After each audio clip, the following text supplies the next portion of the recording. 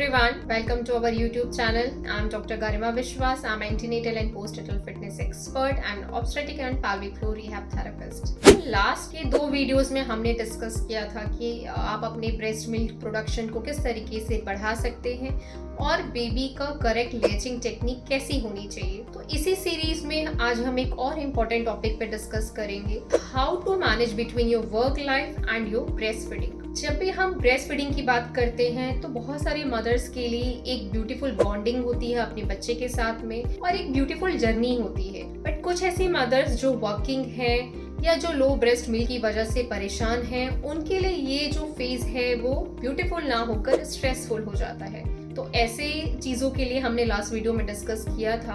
आज हम डिस्कस करेंगे कि आप अपने वर्क लाइफ को और ब्रेस्ट फीडिंग की जर्नी को कैसे बैलेंस कर सकते हैं, कैसे आप एफिशिएंटली पंपिंग कर सकते हैं अपने ब्रेस्ट मिल्क सप्लाई को और प्रोडक्शन को मेंटेन रखने के लिए, और किस तरीके से आप एक अपना stress free pumping routine set कर सकते हैं। तो चलिए स्टार्ट करते हैं। ऐसे कौन कौन से टिप्स हैं और इससे जानने के लिए आप इस वीडियो के एंड तक जरूर बने रहिए। हम आज बहुत कुछ इंपॉर्टेंट टिप्स शेयर कर रहे हैं जो डेफिनेटली आपके इस स्ट्रगल में, इस चैलेंज में आपके काम आने वाले हैं। तो सबसे पहली चीज कि आपको एक अपना पंपिंग शेड्यूल क्रिएट करना है। पंपिंग शेड्यूल क्रिएट करने का मतलब है कि आप अपने ऑफिस के टाइमिंग के हिसाब से आपको अपने शेड्यूल डिसाइड करना है। कंसिस्टेंसी जो होती है वो की होती है ब्रेस्ट फीडिंग जर्नी में और ब्रेस्ट मिल्क प्रोडक्शन को मेंटेन करने के लिए। इसलिए आप कोशिश करनी कि आप हर 3 से 4 घंटे में ब्रेस्ट पंप जरूर करें। और ब्रेस्ट पंप करना उस समय ज्यादा एडवाइजेबल होता है जब आप अपने बच्चे को फीड कराने वाले हैं, जब आप घर पे हैं, तो उस समय तो डेफिनेटली आपको करना चाहिए।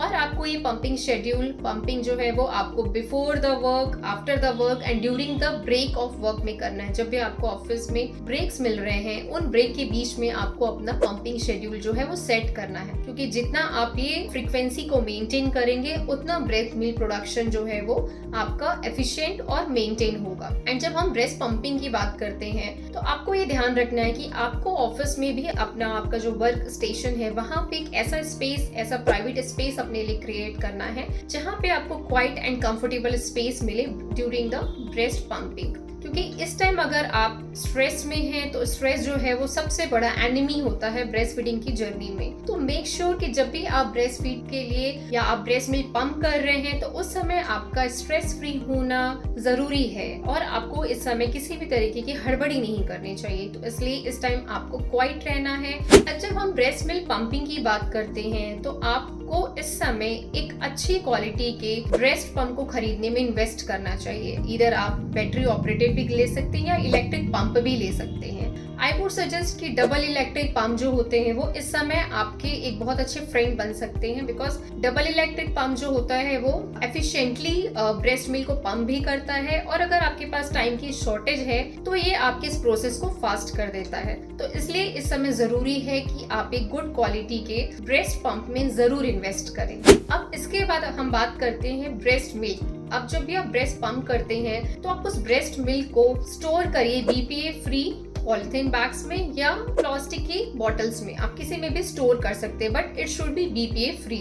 और इस ब्रेस्ट मिल्क को आप नॉर्मल रेफ्रिजरेटर में 4 डेज के लिए स्टोर कर सकते हैं एंड रेफ्रिजरेटर में आप इसे 6 मंथ तक के लिए भी स्टोर कर सकते हैं। बट मेक श्योर कि आप एक बैग में स्मॉल क्वांटिटी में ही स्टोर करें। आप स्मॉल क्वांटिटी के अलग अलग बैग्स, मल्टीपल बैग्स बना सकते हैं। तो इस तरीके से आप अपने ब्रेस्ट मिल्क को स्टोर भी कर सकते हैं। And most important thing is the hydration and nutrition, क्योंकि ब्रेस्ट मिल्क प्रोडक्शन को मेंटेन करने के लिए hydration is the key.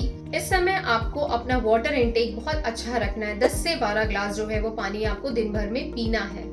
And secondly, breast feed एक दिन में आपकी 500 किलो कैलोरीज को खर्च करता है। इसलिए इस समय आपको हेल्दी स्नैकिंग करना भी जरूरी है। आप जब ब्रेस्ट फीड कर रहे हैं उस ड्यूरेशन में आप अपने पास हेल्दी स्नैक्स भी रखिए और उस हेल्दी स्नैक्स को आप बीच बीच में कंज्यूम भी कर सकते हैं, क्योंकि यहाँ ये एक ऐसा फेज होता है जहाँ पे आपको well nourished and well maintained diet लेनी है। तो इस समय आपको किसी भी तरीके की डाइटिंग पर नहीं जाना है या कैलोरीज रिस्ट्रिक्शन पर नहीं जाना है।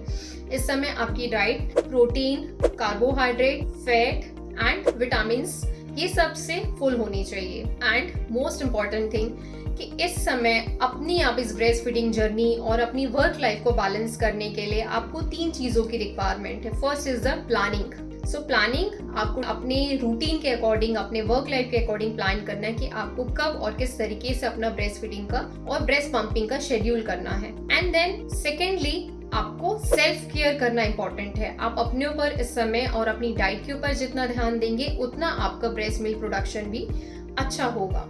तो इसलिए मैं प्लानिंग और सेल्फ केयर के साथ में राइट टूल इंपॉर्टेंट है। राइट टूल में हमने डिस्कस किया कि आपको एक गुड क्वालिटी के ब्रेस्ट पंप में इन्वेस्ट करना चाहिए। अगर आप इन 3 चीजों को बैलेंस करते हैं या 3 चीजों को फॉलो करते हैं तो आप अपनी ब्रेस्ट फीडिंग को और अपने वर्क लाइफ को इजिली मैनेज कर सकते हैं। एंड डोंट वरी, कभी कभी ऐसा हो जाता है कि हम चीजों को बैलेंस नहीं कर पा रहे हैं, चीजों को मैनेज नहीं कर पा रहे, तो it's okay, you are doing your best. तो आपको बस यही ध्यान रखना है और इस समय अपने आप को स्ट्रेस फ्री करने के लिए आपको मेडिटेट करना, प्राणायाम करना, डीप ब्रीदिंग करना बहुत ज़्यादा ज़रूरी है।